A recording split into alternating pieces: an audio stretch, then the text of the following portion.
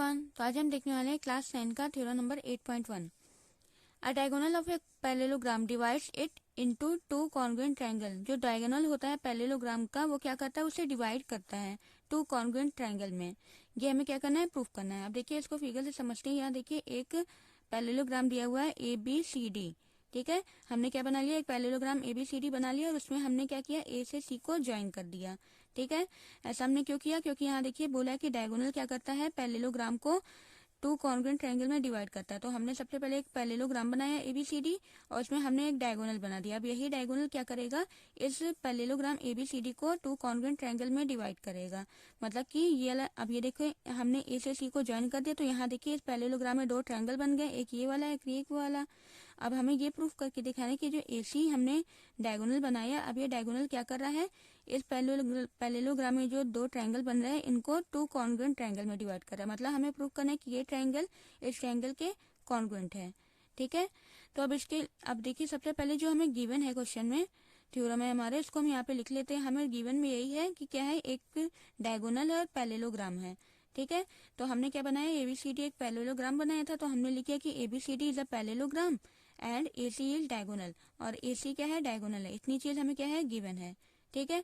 और हमें प्रूफ करना है, हमें प्रूफ क्या करना है कि ये ट्रायंगल इस ट्रायंगल के कॉन्ग्रुएंट है, ठीक है। क्योंकि AC क्या कर रहा है, इस पैरेललोग्राम को टू कॉन्ग्रुएंट ट्रायंगल में डिवाइड कर रहा है। तो हमें प्रूफ करना है कि triangle ADC congruent to triangle CBA, ठीक है। हमें ये क्या करना है, इन दोनों ट्रायंगल को कॉन्ग्रुएंट करके दिखाना है। अब देखिए हमें अगर कॉन्ग्रुएंट प्रूफ करना है तो इसका मतलब हमें 3 रीजन चाहिए, क्योंकि कॉन्ग्रुएंट प्रूफ करने के लिए हमेशा 3 रीजन चाहिए होते हैं। फिर कोई ना कोई उसकी कॉन्ग्रुएंसी प्रॉपर्टी हम लगाकर उसको कॉन्ग्रुएंट कर देते हैं, ठीक है। अब देखिए हमें इस पैरेललोग्राम में 3 रीजन वही ढूंढने हैं। अच्छा देखिए सबसे पहले हम यहाँ आते हैं, अगर क्योंकि ये क्या है, दिया हुआ है कि हमें ये पैरेललोग्राम है। पैरेललोग्राम में क्या होता है कि अपोजिट साइड इक्वल और पैरेलल होता है। तो इसका मतलब कि अगर AB के अपोजिट CD है, DC है, तो ये दोनों क्या है, अपोजिट साइड है। इसका मतलब ये क्या है, पैरेलल है और इक्वल भी आपस में, ठीक है। ये इस पैरेललोग्राम के बारे में मैंने आपको इंट्रोडक्शन की वीडियो में बताया हुआ है, आप उसे देख लीजिएगा। तो इसका मतलब क्या है कि यहाँ पे ABCD के पैरेलल है, ठीक है। और अगर देखिए ABCD के पैरेलल है तो ये देखिए ये जो AC है इसका ट्रांसवर्सल का काम करेगा, ठीक है। कैसे, जरा नीचे देखिए, मैं रफली बताती हूँ। जैसे अगर दो पैरेलल लाइन है, इन दोनों पैरेलल लाइन को एक कोई तीसरी लाइन से कट करती है, तो इस तीसरी लाइन को क्या बोलते हैं, ट्रांसवर्सल लाइन बोलते हैं, ठीक है। और ये ट्रांसवर्सल लाइन है, इस पर देखिए अंदर की तरफ एक एंगल बनता है, एक इधर एक इधर। इस एंगल को हम क्या बोलते हैं, अल्टरनेट इंटीरियर एंगल। और ये जब पैरेलल लाइन पर फॉर्म होते हैं तो ये क्या होते हैं, आपस में इक्वल होते हैं, ठीक है।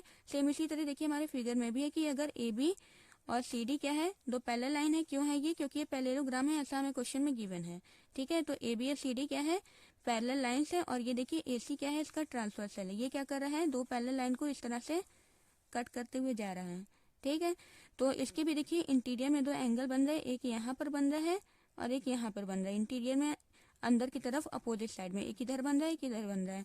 तो ये दोनों एंगल क्या होंगे, अल्टरनेट इंटीरियर होंगे। और अल्टरनेट इंटीरियर अगर पैरेलल लाइंस पर फॉर्म होते हैं तो क्या होते हैं, वो आपस में इक्वल होते हैं, ठीक है। अब इसी चीज को हम यहाँ पे लिखने वाले हैं, ठीक है। तो सबसे पहले हम क्या लिखेंगे, क्योंकि AB पैरेलल है किसके, DC के, तो लिखते हैं AB parallel to DC and, और क्या है, AC क्या है, इसका ट्रांसवर्सल है, AC इज ट्रांसवर्सल, ठीक है। तो अगर AB DC के पैरेलल और ये ट्रांसवर्सल है तो हम बोल सकते हैं, अगर हम इस एंगल को नेम दे दें एंगल 1 और ये बोल दें एंगल 2, तो एंगल 1 एंगल 2 के इक्वल होगा। क्यों होगा, क्योंकि अल्टरनेट इंटीरियर पैरेलल लाइन पर जब फॉर्म होते हैं तो वो क्या होते हैं, आपस में इक्वल होते हैं। तो यहाँ से लिख सकते हैं कि angle 1 is equal to angle 2, ठीक है। ये क्यों आपस में इक्वल है, यहाँ पे रीजन ले लेते हैं, अल्टरनेट इंटीरियर,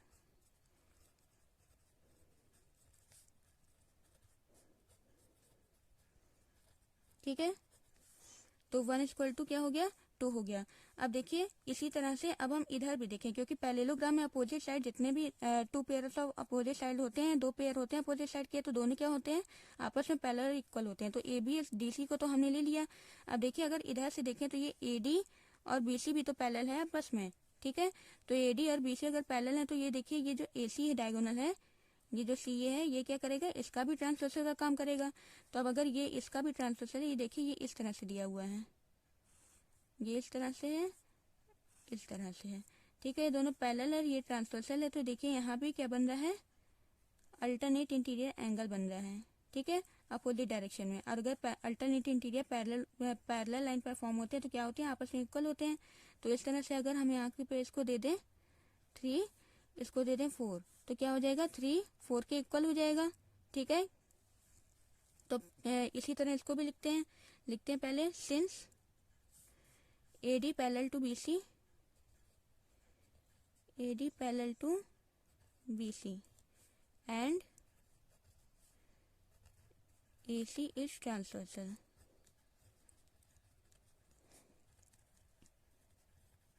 ठीक है। तो अगर ये दोनों पैरेलल लाइन है और ये क्या है, ट्रांसवर्सल, तो एंगल 3 एंगल 4 के क्या हो जाएगा, इक्वल हो जाएगा। तो लिख देते हैं angle 3 is equal to angle 4, ये भी क्यों इक्वल हो जाएगा, अल्टरनेट इंटीरियर।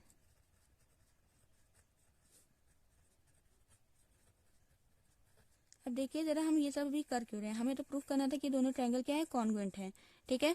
अब देखिए कॉन्ग्रुएंसी के लिए हमें 3 कंडीशन चाहिए। तो अगर हम ये वाले इस ट्रायंगल में आए और इस ट्रायंगल में आए, तो क्या दोनों ट्रायंगल में क्या है, हमें उसके करस्पॉन्डिंग एंगल या साइड में से कुछ इक्वल दिखाना होगा, तब जाके हमें 3 रीजन मिलेंगे, तब वो कॉन्ग्रुएंट होगा। तो अगर इस ट्रायंगल में आए और इस ट्रायंगल में आए, जरा आते हैं तब फिर आपको बताते हैं फिर करना क्या है। अब आते हैं in triangle ADC and CBA, in triangle ABC and triangle CBA। देखिए दोनों ट्रायंगल में अब हमें क्या क्या 3 रीजन मिल रहे हैं। देखिए इस पहले वाले ट्रायंगल में, ये दूसरे वाले ट्रायंगल में। यहाँ देखिए इस वाले ट्रायंगल में अगर हम देखें, पहले ABC वाला दिया है ना, तो एंगल 1 इस ट्रायंगल के एंगल 2 के इक्वल है, ठीक है, अभी अभी हमने यहाँ पे दिखाया हुआ है। और इसके अलावा इस ट्रायंगल का 4 और इस ट्रायंगल का 3, ये भी क्या है, आपस में इक्वल है, इसको भी अभी अभी हमने यहाँ पे दिखा हुआ है। और देखिए दोनों ट्रायंगल में जो AC साइड है, ये जो डायगोनल है AC, ये दोनों ट्रायंगल में आ रहा है, तो मतलब ये दोनों में क्या है, कॉमन है। तो इस तरह से देखिए हमें एंगल साइड एंगल और एंगल साइड एंगल मिल गया, तो हमें 3 रीजन मिल गया, तो कॉन्ग्रुएंट हो जाएगा, ठीक है। अब इसी चीज को हम यहाँ लिखते हैं। सबसे पहले हम लिखते हैं कि angle 1 equal to angle 2, angle 1 equal to angle 2, क्यों है, ये अल्टरनेट इंटीरियर है, अल्टरनेट इंटीरियर। मैंने इसको AI लिख दिया शॉर्टकट में, ऊपर मैंने लिखा हुआ है, आप लिख लीजिएगा। तो 1 2 के इक्वल है, और ये AC क्या है, कॉमन है। देखिए इस वाले ट्रायंगल में अगर हम देखें तो ये सॉरी ऊपर अगर देखें इस वाले ट्रायंगल में तो ये AC है, और नीचे वाले में देखेंगे तो ये क्या हो जाएगा, CA। तो हम लिखते हैं AC is equal to CA, ये क्या है, कॉमन है, ये दोनों ट्रायंगल में आ रहा है। और तीसरी चीज क्या थी, देखिए इस वाले ट्रायंगल में एंगल 4 और इस वाले ट्रायंगल में किसके इक्वल है, एंगल 3 के इक्वल है, ये भी क्यों इक्वल है, अल्टरनेट इंटीरियर, ठीक है। अब देखिए क्या हमें 3 रीजन मिल गए। जब 3 रीजन मिलते हैं तो क्या हम अब देखते हैं कौन कौन से रीजन मिले। देखिए हमें एंगल मिला है, साइड मिला है, एंगल मिला है, तो ASA से क्या होगा, ये क्या हो जाएगा, कॉन्ग्रुएंट हो जाएगा। देखिए दो एंगल के बीच में साइड है, ये एंगल है, ये साइड है, ये एंगल है, एंगल साइड एंगल, तो कौन सी प्रॉपर्टी बन रही है यहाँ पर, कौन सी कॉन्ग्रुएंसी प्रॉपर्टी सेटिस्फाइड हो रही है, ASA। तो ASA से क्या हो जाएगा, दोनों कॉन्ग्रुएंट हो जाएगा।